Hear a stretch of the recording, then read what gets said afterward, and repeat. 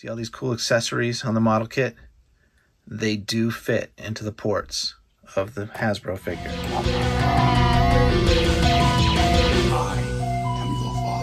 Hey guys, it's David from Red Wagon Dioramas, and tonight I'm doing my unboxing review and comparison of the brand new R2-D2 figure that Hasbro's put out for the 6-inch Black Series line.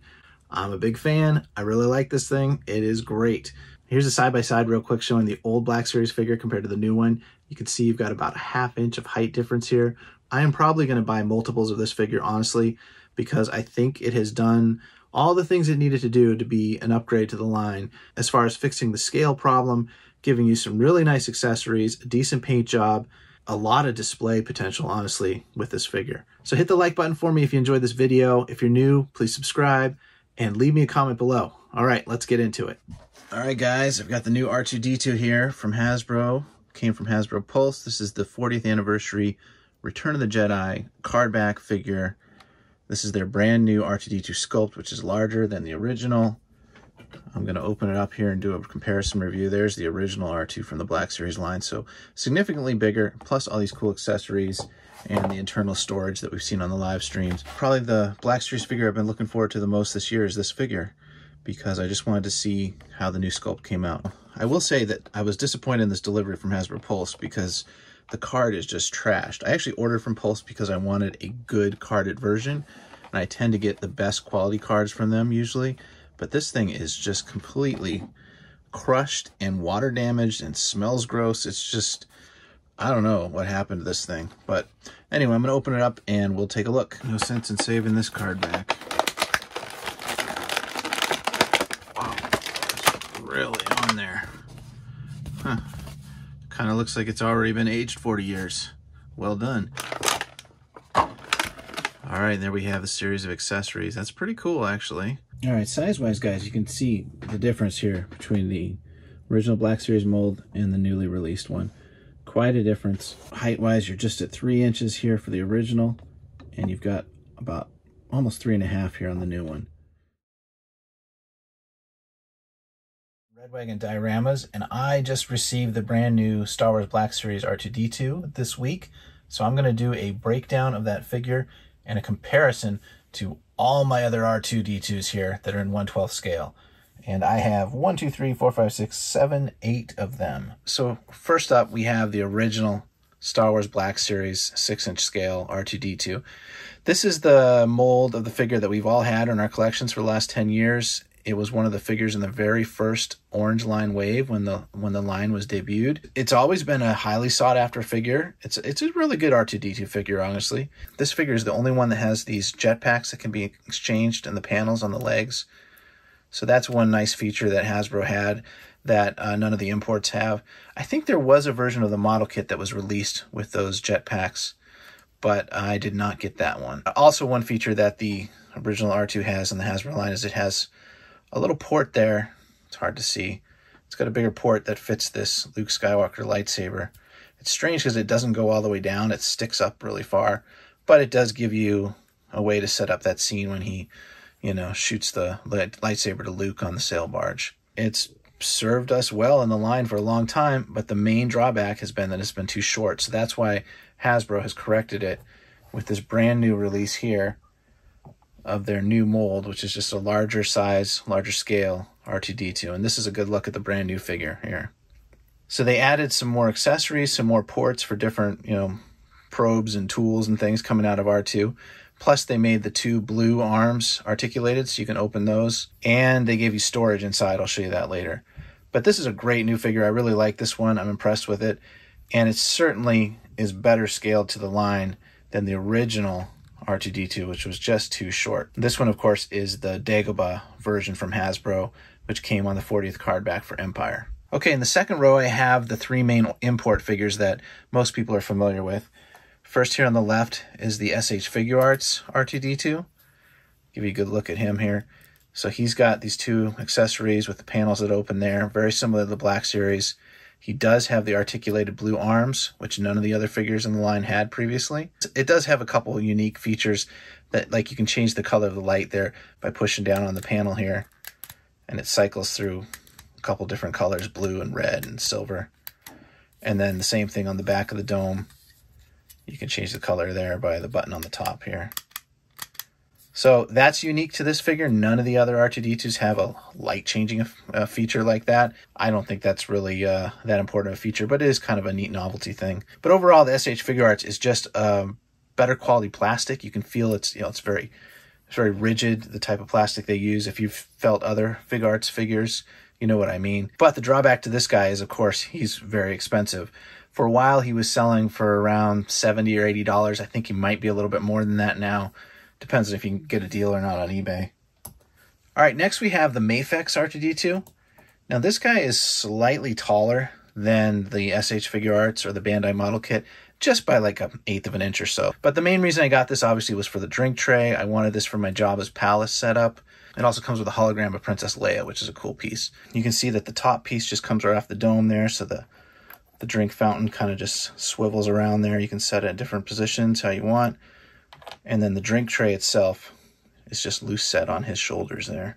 He doesn't have any arms or any other accessories that come out of the body, so he's very basic that way. I'm sure you can get someone who would 3D print this now, but at the time when I bought this, like 5 years ago, this was a very unique piece. Hasbro will probably come out with a version of this for their Black Series line, and probably more affordable than trying to buy this set. Because this set right now with C-3PO, I think sells for around $100 on eBay. Okay, next we have probably my previous favorite R2-D2 available on the market. And this is the Bandai Model Kit. Now, I just built this myself a couple nights ago. The only thing that's not on here yet are all the stickers. But honestly, the stickers are a pain in the ass, so I'm not going to do them. I lost one of my hoses already. It fell off somewhere from the foot. The model kit came along, I think around 5 years ago or so, and it gave it like a really affordable option to get a properly scaled R2-D2 in your collection. These were selling at the time anywhere from $25 to $30. Sometimes they're in 2-packs with other droids. Some of the features on the model kit that I really like are basically you get all these different accessories. Like this is the only one where you get the saw blade, you get this, I don't even know what this probe thing is, and you get the little electric shock, little claw comes out there. Periscope is really nicely detailed with the white base there and the top. There's just a lot of detail to the accessories. I like that a lot. The other thing that's neat is they have all these panels that open up, and the model kit comes with panels that come in an open position or a closed position. So you have a lot of different options of the way you want to display them. This is the only R2 out there of all of these that has ports and panels right here in the middle. These two where the saw and the electro shock thing is. This is the only figure that has those two areas. The others just port them on the sides of the two big panels. If you look in here close enough, you can see there's 3 ports on each big panel. So you could have 3 accessories here, 3 over here, then the 2 in the middle. And if you spin around, this middle panel also pops off and there's a port in there in case you want to put something out the back. Advantages of the model kit is it gives you the most accessories if you're looking for a very specific type of display. The drawbacks are you have to build it. It'll take you anywhere from an hour and a half to put it all together. And when you put it together, it still doesn't look, as nice as some of the manufactured droids that are here on the table. Like you don't really have much shine to that silver dome. It's kind of dull looking. So a lot of guys who build these will completely paint them. If you look on Instagram, I think it's Greedo737. He does custom droids all the time using these model kits. Again, the main pros of this model kit were the cost and the scale at the time, because it was the cheapest option to get a better scaled R2 in your collection. You just had to build it. Now that Hasbro's released their new version, I think it's going to take a lot of the market share away from the Bandai model kits. I think this is going to replace most of the model kits in people's collections, except for the customs. When you want a certain custom droid, you're probably still going to want to go to that model kit. All right, in the back, for example, here is one of the model kits that I've customized. So this is my custom painted Dagobah R2, and it's the same model kit as that one there. It's just a bunch of brown and green paint on it. At the time, I was working on my Dagobah diorama, and I had this Hasbro R2 in my setup, and it just looked too small. So I ended up getting the model kit and painting it up. There's a third Dagobah option I also tried here in the back. Let me show you him next. This is my last R2 I wanted to show you guys. Kotobukiya, I think, is the manufacturer of this. This is actually 1/10 scale, so it's a little bigger than even the model kit. Let me take a look here. See how big it is compared to the model kit? He comes with a really cool Yoda, and that's what I've got posed in part of my Dagobah diorama. Not many people are going to pick that up unless you're a collector of those statues. All right, let's take a look at the paint variations between these figures. For me, the most important thing with R2 is I'd like to have a little bit of shininess to that silver dome. And I thought the original Black Series figure did a decent job at this. It wasn't great, but it did a pretty good job. And I think Hasbro has kind of maintained the status quo there with this new figure. It's got a little bit of a shine to that metal and to the blue as well. And like I said, I think it does the job fine. The blues are nice, the silver's nice. It's got a good amount of detail. There's some lighter blues too in this paint job here. You know, you got some of the little blue paint here on the feet. Details like that are real nice. I hope they keep the paint job up for this figure as they, do re-releases and repaints and that sort of thing. Comparing that to SH Figuarts, for example, this is actually my favorite looking R2 that I own. I just think it looks so sharp and clean. I think that's the panel lining that does it, and the more rigid plastic. I like the dome here a lot. It's got a little bit more shine than the Black Series does. It's got really nice detailing, obviously, in the paint. The paint job on the Mafex is also very nice. They also have a kind of like a brownish wash on here, kind of like a sandy look, like, he's in Jabba's palace, so it's kind of that sandy weathering look to him. Again, the silver's real nice. The blue is all kind of a lighter teal blue coloration compared to the more royal blue that you have on the other figures. But it too also looks very nice, very, very clean and nicely weathered for Jabba's palace. Then of course the Bandai Model Kit, you're not going to get any paint here at all. You can see where I applied some stickers there. They look horrible. I think this is truly something that you would want to hand paint if you wanted it to look good. Like there's another sticker in there, that red, it's already peeling off. Stickers are impossible to apply on these, and they just don't look good. If you're going to use the model kit, plan on painting it yourself or, paying somebody else to paint it. Actually, the Kotobukiya statue actually has a real nice finish to the dome, too. I like the blue and the silver there. And the weathering job is nicely done. I basically kind of used this for inspiration when I did my custom weathering job on this model kit. See, the model kit can look great when it's painted up. All right, let's take a look at that third leg feature on these different figures. Now, on the original Star Wars Black Series figure, you had to twist the dome to make the leg come out. So it's like kind of this screw motion here. You unscrew his dome, and then you had basically some articulation there in the ankle. And, did the job fine for a rolling position. The new one, you don't have that. They changed the mechanism, so it's basically just kind of friction fit up in there, and you have to grab that and pull it out. And there's no way to do it. I can't do it with just my bare fingers. I need to have a tool of some sort, so I had this little screwdriver here just to help me. Once you pop it loose, you can get your fingers in there, and then you have to kind of wiggle and pull, and you see there were 2 clicks there, kind of click, click, and then it's out. And you have the same kind of articulation here with the foot. What's unique here with the new figure, I don't know if anybody's pointed this out yet, is you actually have rotation here too.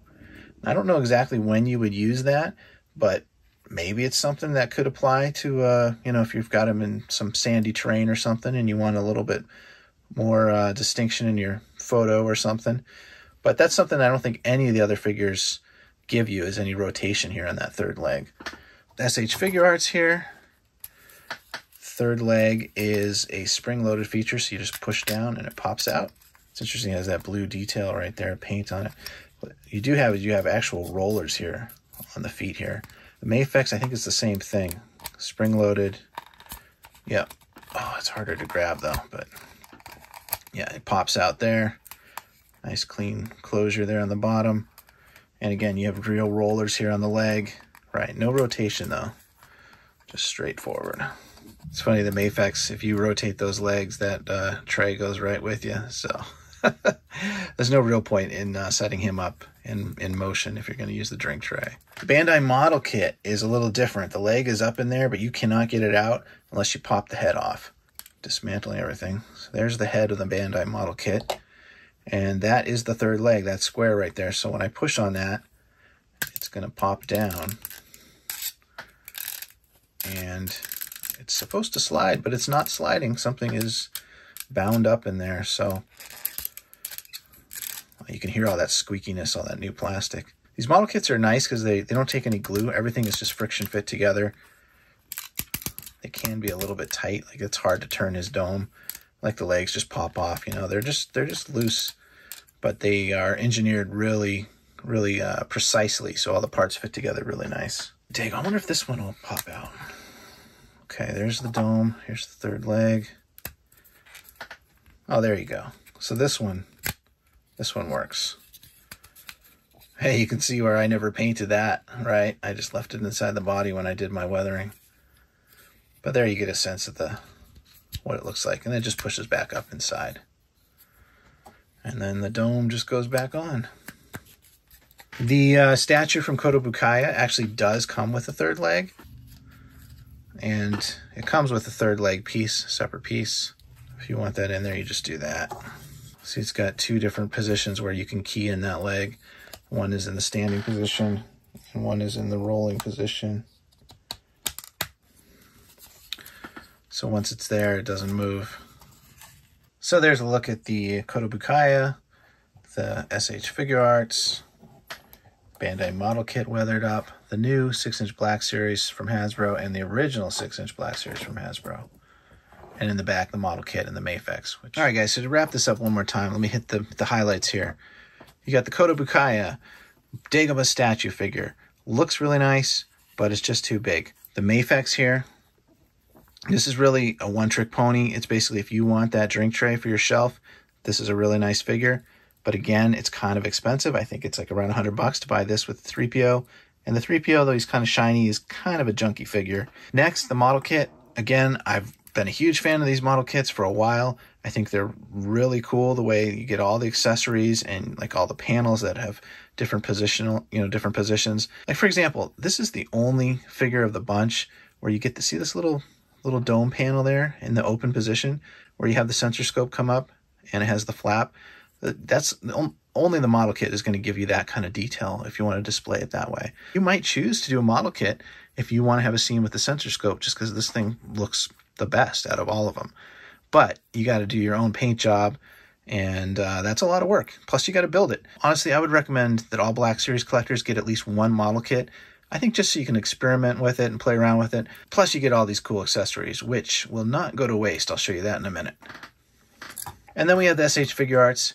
Again, I think this is one of the nicest looking ones in my collection as far as just a really great shelf presence. I like the color of the blue and the silver, the dome and everything. It's also the only other figure that gives you the blue articulating arms besides the new Hasbro one. But the other accessories are kind of limited. They're kind of flimsy and small. They're not that impressive looking. You have no accessories for the top dome. Like none of that opens up at all. You just get that kind of gimmicky, clicking light feature. So also price point, I mean, he's pretty expensive. I think they're around, $75, $80, maybe more brand new. I don't know. So the main reason you guys watch this video, obviously, to get my opinion on the brand new Hasbro figure. And honestly, I'm really impressed. I like this thing a lot. Look at all the accessories it comes with. It's got this different claws. It's got the, the probe for opening doors. And it has the two little blue arms that are articulated, plus the sensor scope and the periscope. That's just interesting. I wonder if there's ever a scene where that leg rotates or not. Plus, the paint job is really good. They've done a good job with the details here. And the engineering is awesome. The fact that you can open this up right here and store all these accessories inside is just a great feature. I absolutely love this. So basically, they just kind of pop in there, and you can do the periscope as well. Just kind of angle it in. The hardest one is the sensor scope because you got to get that very bottom piece plugged in there. It tends to fall out. This thing turns while it's up like this, but you have to have him facing straight forward for it to go back in. And then it clicks down, and then you can turn his head again. These little arms just plug in. I had to heat these up with a hairdryer actually to get them. They were kind of, I felt like I was going to break them. So those are kind of fragile. Be careful with those arms. Also, the ports on the top here, very difficult to get out. They're completely smooth on this figure, whereas the original R2, let me show you that. See, the original R2 had a little tab on the dome pieces, which made it pretty easy for you to get your fingernail under there and pop those off. But the new figure, completely smooth. But literally, to get these out, I've had to kind of get something really small in there and pick at it. See, even that, and they're tight, and then they pop right off. Same thing with these panels here. There's no little tab or anything to grab those to open them up. So again, I've had to use my X-Acto knife. I think the design team went a little too far on that, trying to keep it, you know, realistic to the movie by, you know, eliminating those tabs. I think it affects the usability of it a bit. So I kind of wish those tabs were back there, both on the dome pieces and on the body. But overall, this new figure, this new R2-D2 for the Black Series line, I think is a great success. I really like it. I would recommend this to everybody who's a Black Series collector. Even at the new price point of $25 per figure, that's still less expensive than the model kit, and easily, you know, probably half or third the price of one of the import figures like the Figuarts or the Mafex. It's the exact same size as the SH Figuarts and the model kit as far as scale wise. It looks great with the other Black Series figures. They did some great engineering by, you know, giving us that storage feature so we don't lose the accessories, which always happened to me. And they added new features, you know. Yeah, they basically took features from the other R2s out there and put it into theirs. So like making these two arms articulated, that's what SH Figuarts had done. Now they've done it as well. And as far as the side panels, you know, with 1, 2, 3 ports, you know, 6 ports here, 3 on each side, you can have a lot more accessories than the original R2 did. And that's basically taken right from the model kit, which has the same 6 ports. One of the things this figure doesn't have that the old one has is these side panels are no longer removable, so you don't have a jetpack option. But I suppose that's something that they could resculpt in the future if they do one of those releases. All right, and here's the last thing I really wanted to show you guys with this new figure is, guess what? See all these cool accessories on the model kit? They do fit into the ports of the Hasbro figure. Let's take the saw. I love the saw, right? That's what he cut through the Ewok's trap with that. It ports right in there. Look at that. Model kit accessories. So the Black Series team, engineering team, you guys were thinking, you knew a lot of people had these model kits. Now you can take these accessories here. This one's a little bit small for some reason, but it does fit in there. My other favorite piece here, the little electroshock, little cattle prod, whatever it is. Look at that. So, again, that's another reason why I said I think every Black Series collector should probably pick up one of these model kits, because you can use the accessories here with the new Hasbro R2. The top one, that's what the Black Series comes with. This is the model kit one. It's a little bit longer, but basically the same size. There's the claws. So the larger one is from the model kit, and the smaller one is from Hasbro. I'm not sure if that works for the top of the dome. I don't think, like this really cool periscope here. Let's see if this fits in the port. I haven't tried this yet. No, so the port is, the ports are too big. Yeah, so the sensor scope from the model kit, also the diameter is too small. It's too loose inside the hole there. You'd have to put some putty in there or something. Now, one thing Hasbro has that none of the others have is this little welding gun attachment piece.